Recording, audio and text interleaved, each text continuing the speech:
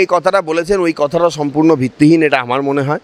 তার কারণ হচ্ছে যে দেশটা উনি চালান না, দেশটা বিজেপি চালায়। ওনার কথার কোনো দাম পশ্চিমবঙ্গবাসী আর দেয় বলে আমার অন্তত মনে হয় না। বিজেপিও আবার যে একদম বলছে যে এক দেশ এক ভোট, এটাও একটা ভোটের ইস্যুও হতে পারে। এর আগে যে সিএ যে ব্যাপারটা ছিল, এইবার যে সিএ, দুটোর মধ্যে এখন একটা রুলিংয়ের পার্থক্য হয়ে গেছে। যে নাগরিকত্ব বিল ঘটনাটা আজকের নয়, আমাদের মুখ্যমন্ত্রীও তো নাগরিকত্ব বিল চেয়েছিলেন, যার জন্য বিধানসভায় ভাঙচুরও হয়েছিল বহু বছর আগে। ধর্ম যার যার, উৎসব সবার। তাহলে আজকে রামনবমীর ক্ষেত্রে কেন তিনি সেই উৎসবটাকে আলাদাভাবে কথা বলছেন? পুলিশ রামনবমীর গণ্ডগোলে কিছুই ব্যবস্থা নিচ্ছে না, সেইটা বলার জন্য আজকে হাইকোর্টে আসতে। কোর্টের অর্ডারটাকে কেউ যদি ধর্মীয় অভিসন্ধির কাজে ব্যবহার করার চেষ্টা করে, কোর্ট কিন্তু সেইখানেও কঠোর হবে। এনআইএর ওপরও কিন্তু অর্ডার রয়েছে, কোনো গণ্ডগোল হলে এই বছর রামনবমীতেও এনআইএ কিন্তু ব্যবস্থা নিতে পারে।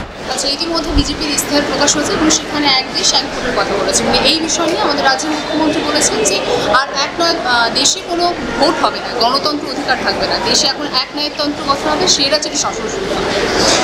দেখুন, উনি এই কথাটা বলেছেন ওই কথাটা সম্পূর্ণ ভিত্তিহীন এটা আমার মনে হয়। তার কারণ হচ্ছে যে দেশটা উনি চালান না, দেশটা বিজেপি চালায়। এবং রাজ্য এইখানে পশ্চিমবঙ্গ ছাড়াও আরও বেশ কতগুলো 23-24টা রাজ্য আছে আমাদের দেশে। সুতরাং সেই রাজ্যগুলো যদি এই এজেন্ডাকে মেনে নেয়, তাহলে ওনার মানতে কোথায় অসুবিধা, সেটা আমার যথেষ্ট প্রশ্ন রয়েছে।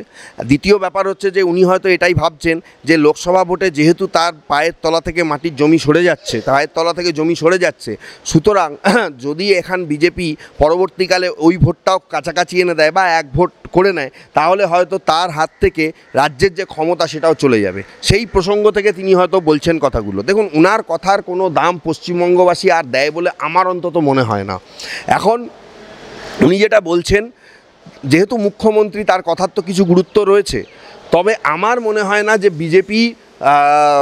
বিজেপিও আবার যে একদম বলছে যে এক দেশ এক ভোট, এটাও একটা ভোটের ইস্যুও হতে পারে। তার কারণ হচ্ছে এক দেশ এক ভোট করাটাও একটু অসম্ভব ব্যাপার। তার কারণ হচ্ছে যে অনেক জায়গাতেই দেখা যাচ্ছে বিধানসভার টেনিওর বাকি আছে। বিধানসভার টেনিওর যেমন আমাদের রাজ্যে 2 বছর বাকি আছে, অন্যান্য রাজ্যগুলোতে মাঝে কিছু নির্বাচন হয়েছে, উপনির্বাচন হয়েছে, সেখানে টেনিওর বেশ কিছুটা বাকি আছে। কয়েকটা রাজ্যের ক্ষেত্রে আবার সামনে এসেছে। সুতরাং এই জায়গাটা একটা মানে সব জায়গাকে সামনে এনে এটাকে করতে হবে। এবং এইটা তো এই ভোটে কখনোই হবে না। তার কারণ হচ্ছে যে হতে পারে এটা তো রাজনৈতিক ইস্যু, রাজনৈতিক মঞ্চতে এইগুলো কথাগুলো বলতে হয়। আপনি একটা কথা বলুন না, বাস্তবে এটা কখনো কি সম্ভব? আজকে লোকসভা ভোট ডিক্লেয়ার হয়ে গেছে, কোথায় কখন ভোট হবে সারা দেশে সেটা বলা হয়ে গেছে। লোকসভা ভোটের সঙ্গে তাহলে এক দেশ এক ভোট যদি এজেন্ডা হয়, তাহলে এই এজেন্ডাটা 5 বছর পরে হতে পারে। অথবা দেখা যেতে পারে যে সমস্ত জায়গায় বিজেপি হয়তো বিশালভাবে ক্ষমতায় জিতে আসবে, সেই জায়গাগুলোতে বিধানসভা ভেঙেও বিধানসভা ভোট তারা করে দিতে পারে। কিন্তু যদি সেটা করেও দেয়, তারপরের যে 5 ইয়ার্স পরে যে ভোটটা হবে, সেই ভোটটাতে সমস্ত ভোট। এবং এইখানে একটা কিন্তু প্রশ্ন আছে, এইখানে প্রশ্নটা হচ্ছে যে অনেকে এই প্রশ্নটা তুলেছেন, শুধু মুখ্যমন্ত্রী বলে নয়, অনেকে এই প্রশ্নটা তুলেছেন অন্য ভোটগুলো তাহলে কী হবে? শুধুমাত্র লোকসভা বিধানসভা ভোটটাই তো ভোট নয়।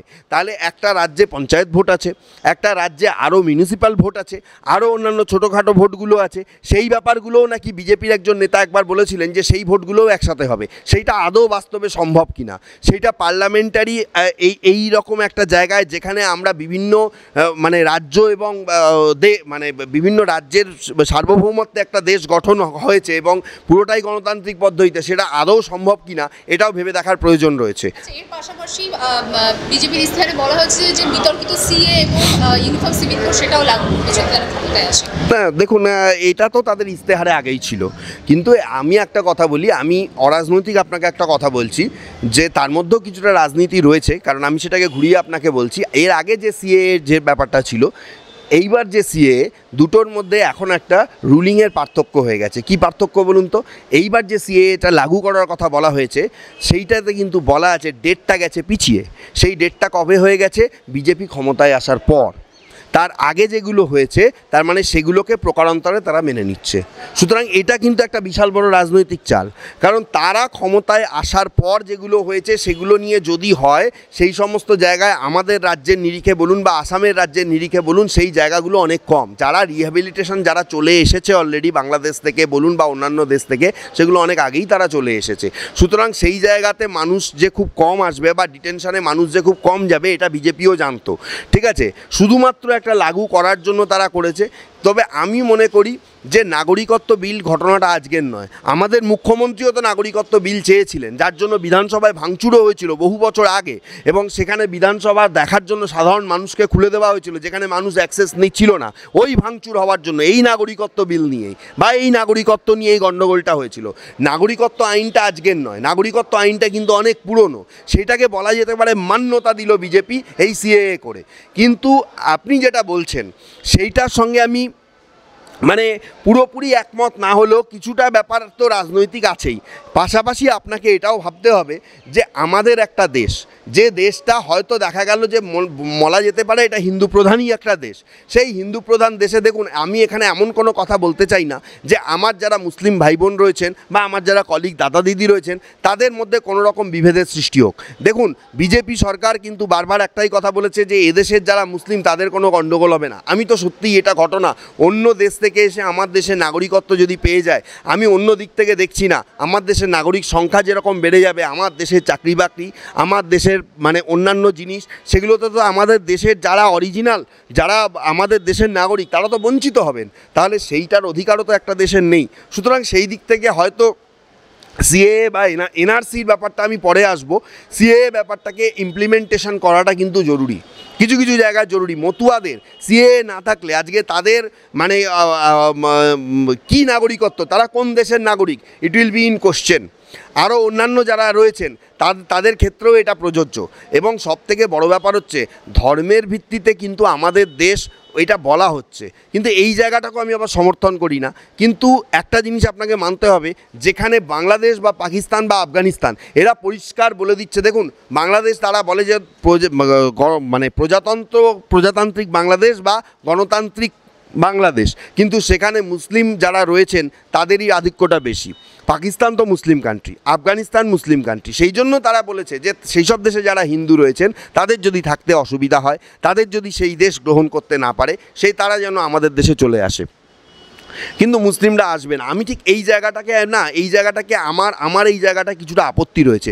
তার কারণ হচ্ছে যে কোনো একটা কেন্দ্রীয় সরকার এই কথাটা কখনো বলতে পারে না, মানে সেখানে একটা ধর্মীয় ব্যাপারে কোথাও একটা সুড়সুড়ি দেওয়া হয়ে যায়।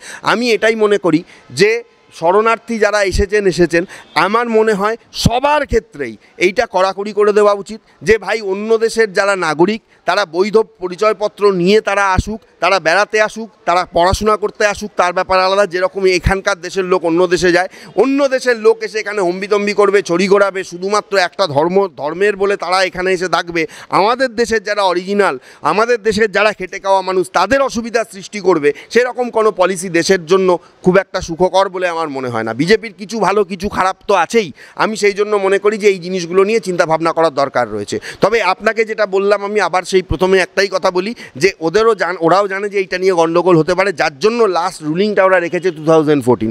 তারা জানে যে 2014-এর পরে তাদের ক্ষমতায়নে এই সিএএর গল্পগুলো তুলেছিল, যেহেতু তারা বহু কম লোক এসেছে, সুতরাং ডিটেনশন ক্যাম্পে বেশি লোককে পাঠাতে হবে না, তারাও বেঁচে যাবে, আইনটাও লাগু হয়ে যাবে, এই রকম একটা চিন্তাভাবনা তাদের রয়েছে। আচ্ছা, ইতিমধ্যে রামনবমীর অনুমতি হাইকোর্ট থেকে দেওয়া হয়ে গেছে এবং এই বিষয় নিয়ে মুখ্যমন্ত্রী মমতা ব্যানার্জি তিনি প্রচারে বেরিয়েছেন, সেখানে তিনি বলেছেন যে সাধারণ মানুষকে যেন হিংসা না করতে এবং যারা হিংসা করছে তাদের থেকে বিরত থাকতে, এবং তারই সাথে বলেছে শীতলকুচিতে যেই ঘটনা ঘটেছিল সেই ঘটনা যেন আবার পুনরাবৃত্তি করতে পারে। তো সেই হিসাবে ভগবানকে রাখবেন, আল্লাহকে রাখবেন, কারণ হিংসায় পা দেবেন না।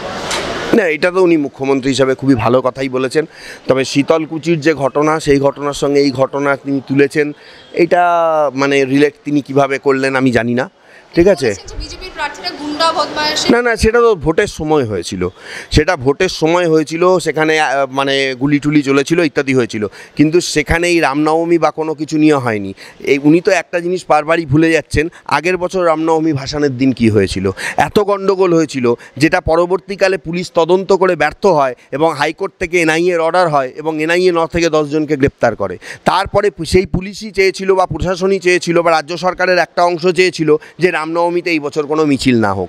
কেন হাইকোর্টে আসতে হবে? শুক্রবার মামলা হয়ে রাজ্য সরকার চরম বিরোধিতা করলো, আজকে মামলা হলো, নম্বর ঘরে, এবং সেখানেও তাদের আপনি দেখুন টেন্টেটিভলি বিরোধিতা।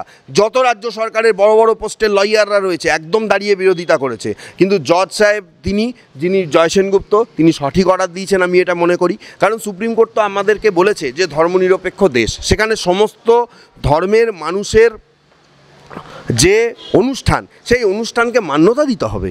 কারণ তবেই তো একটা দেশের কনস্টিটিউশন রক্ষিত হবে, তবেই তো একটা দেশের সার্বভৌমত্ব রক্ষিত হবে, এটা আমি মনে করি। আর একটা ব্যাপার হচ্ছে যে কিভাবে এই মুখ্যমন্ত্রী এক এক সময় এক এক রকম কথা বলেন আমি সেটা জানি না। তার কারণ হচ্ছে যে যখন আপনি দেখবেন দুর্গাপুজোর ব্যানার পড়ে বা ঈদের ব্যানার পড়ে, তখন উনি বলেন যে উৎসব যার, এই ধর্ম যার যার উৎসব সবার। তাহলে আজকে রামনবমীর ক্ষেত্রে কেন তিনি সেই উৎসবটাকে আলাদাভাবে কথা বলছেন বা আলাদা বলছেন? দেখুন, একটা ব্যাপার হচ্ছে যে সমস্ত কিছু নিয়ে রাজনীতি করা এটা ওনার একটা পেশা, এটার থেকে আমরা ওনাকে দূরে রাখতে পারবো না। কিন্তু আপনাকে একটা কথা মনে রাখতে হবে, যে রাজ্যে এই সামান্য রামনবমীর মিছিলের জন্য হাইকোর্টে ছুটে আসতে হয়, সেই রাজ্যের রাজ্য সরকার কখনোই চায় না যে কিছু সেকশনাল কিছু ধর্মীয় অনুষ্ঠান সেগুলো শান্তিপূর্ণভাবে হোক। তো আমি সেটাই বলছি, শুধু এই রাজ্যে কেন, সারা দেশে কোথাও হিংসা দেখেছেন? কোথাও দেশের স্বরাষ্ট্রমন্ত্রী, দেশের প্রধানমন্ত্রী বা বিজেপির শাসিত কোনো রাজ্য তারা বলেছে কোথাও যে তুমি এখানে ঈদের নামাজ পড়তে পারবে না, তুমি এখানে ঈদ পালন করতে পারবে না? কোথাও বলেছে? আমাদের রাজ্যে কোথাও বলেছে? আমাদের রাজ্যে বিরোধী দলনেতা কোথাও বলেছেন? তাহলে কেন একটা রামনবমীকে নিয়ে এটা করা হয়? কেন করা হয়? শুধুমাত্র সেখানে কি তাহলে ওরা কি মনে করে যে এটা বিজেপির একটা অনুষ্ঠান? না। সুপ্রিম কোর্ট যখন এটা কেন তারা লোকে ভুলে যায়, সুপ্রিম কোর্ট যখন রাম মন্দির করার অনুমতি দিল, তাহলে কি সেটা কি বিজেপিকে দেখে অনুমতি দেওয়া হয়েছে? সেটা তো একটা ইস্যুর ভিত্তিতে একটা মামলা হয়েছে, সেই মামলা থেকে সেই অনুমতি এসেছে। দেশের সুপ্রিম কোর্ট 5 জাজেস বেঞ্চ বহু বছর পর, 74 বছর মামলা চলার পর সেই অনুমতি এসেছে।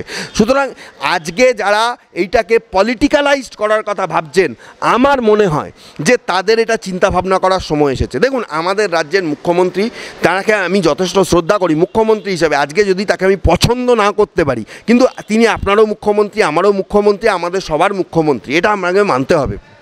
এবং আমি আমার রাজ্যের ভালো খারাপ সব কিছুই সেটা তো মুখ্যমন্ত্রীর দখলে। কারণ সবথেকে বড় ব্যাপার হচ্ছে ভোট সব কিছু জিনিস নয়, একটা রাজ্যকে সুষ্ঠুভাবে পরিচালনা করাটার দায়িত্বও তার। তিনি পুলিশ মন্ত্রী, সেই পুলিশ বাধা দিচ্ছে বা পুলিশ রামনবমীর গণ্ডগোলে কিছুই ব্যবস্থা নিচ্ছে না, সেইটা বলার জন্য আজকে হাইকোর্টে আসতে হচ্ছে। এত ন্যাক্কারজনক অবস্থায় রাজ্য চলে গেছে। আপনি বলুন, এই রামনবমীর ক্ষেত্রে আমি মনে করি হাইকোর্ট সঠিক অর্ডার দিয়েছে, এবং উনি যাই বলুন না কেন, হাইকোর্ট সবার ওপরে। দেশের কনস্টিটিউশনের পরে যদি কিছু থাকে তার নাম হচ্ছে হাইকোর্ট বা সুপ্রিম কোর্ট। কোর্টের অর্ডার শিরোধার্য, সেখানে মুখ্যমন্ত্রী প্রধানমন্ত্রী কোনো ফ্যাক্টর না। কোর্ট অর্ডার দিয়েছে, উনি যাই বলুন না কেন আমি বলবো কোর্ট যেভাবে মানতে বলেছে সেভাবে মানুন, সেভাবে রামনবমী করুন, এবং কোনো কিছুকে পলিটিক্যাল কালার না লাগিয়ে করুন। আর পুলিশকে যেভাবে নিরাপত্তা দিতে বলেছে এই অর্ডারে, সেইভাবে পুলিশ যেন নিরাপত্তা দেয়। এবং যদি কাউকে রাজ্য সরকারের তরফে অনৈতিকভাবে বাধা দেওয়া হয়, তার বিরুদ্ধে যে ব্যবস্থা নেওয়ার কথাও আজকে অর্ডারে বলা হয়েছে, সেই অনুযায়ী যেন কাজ হয়। আপনার মাধ্যমে আমি এই বার্তাটাই রাখতে চাই। আপনার কি মনে হয়, কি এই বছর কি রামনবমীতে হিংসার সম্ভাবনা রয়েছে? কারণ ইতিমধ্যে কোর্ট থেকে বলা হচ্ছে রাজ্যকে যদি সুরক্ষা যায় তাহলে কেন্দ্র বাহিনীর জন্য আবেদন করতে হবে। দেখুন, যেভাবে হিংসা বেড়ে যাচ্ছে তাহলে কিছুটা হলেও হতে পারে, কিন্তু মানুষ যদি সচেতন থাকে, আমি মনে করি একটা উৎসবকে কেন্দ্র করে কখনোই হিংসা হওয়া উচিত নয়। যারা করবেন, আমি তাদেরকেও আপনার মাধ্যমে একটা রিকোয়েস্ট করব যে আপনারাও এটাকে কোনো পলিটিক্যাল কালার না দিয়ে একটা যেরকম ধর্মীয় অনুষ্ঠান হয় সেরকম ধর্মীয় অনুষ্ঠানভাবেই পালন করুন। কারণ এটাও ঠিক যে কোর্টের অর্ডারটাকে কেউ যদি ধর্মীয় অভিসন্ধির কাজে ব্যবহার করার চেষ্টা করে, কোর্ট কিন্তু সেইখানেও কঠোর হবে। আপনার আজকে মনে হচ্ছে যে কোর্ট অর্ডার দিয়েছে, আমরা খুব খুশি কোর্ট অর্ডার দিয়েছে। ভারতবর্ষের মানুষ তারা যে কোনো ধর্মীয় অনুষ্ঠান পালন করতে পারে, কিন্তু কেউ যদি সেই ধর্মীয় অনুষ্ঠানকে পলিটিক্যাল কালার লাগানোর চেষ্টা করে, কেউ যদি সেই ধর্মীয় অনুষ্ঠানকে জোর করে খারাপ করার চেষ্টা করে, তখন আমি আপনাকে বলছি এই কোর্টই আরও কঠিন এবং কঠোর হবে। যেভাবে এনআইএ তদন্তের অর্ডার দিয়ে যারা গণ্ডগোল করেছিল তাদেরকে যেভাবে অ্যারেস্ট করানো হয়েছে এবং যেভাবে এই মামলার গতি প্রকৃতি ঘোরানো হয়েছে, এনআইএর ওপরও কিন্তু অর্ডার রয়েছে। কোনো গণ্ডগোল হলে এই বছর রামনবমীতেও এনআইএ কিন্তু ব্যবস্থা নিতে পারে। এবং আপনার মাধ্যমে আমি একটা কথা জানিয়ে দিই, এনআইএকে কোনো কিছু করার জন্য হাইকোর্টের পারমিশন নিতে হয় না। এনআইএ অ্যাক্ট বলছে সাধারণ মানুষ সেখানে অ্যাপ্লিকেশান করলে তারা ইনভেস্টিগেশন করে কিছু পেলে তারাই ব্যবস্থা নিতে পারে এবং পরবর্তীকালে তারা কোর্টকে রিপোর্ট দিতে পারে। সুতরাং আমি এটা মনে করি উইদাউট এনি পলিটিক্যাল কালার ভারতের সার্বভৌমত্বের কথা মাথায় রেখে আপনারা শান্তিপূর্ণভাবে রামনবমী পালন করুন এবং যেভাবে ঈদ পালন করেছেন কোনো গণ্ডগোল ছাড়া সেভাবেই রামনবমী পালন করুন। আমার রাজ্যে হিন্দু, মুসলিম, শিখ, বৌদ্ধ, খ্রিস্টান সবাই ভাই ভাই, সবাই একসাথে থাকুক এবং আমার রাজ্যে শান্তি শৃঙ্খলা বজায় থাকুক, এটাই আমি চাইব।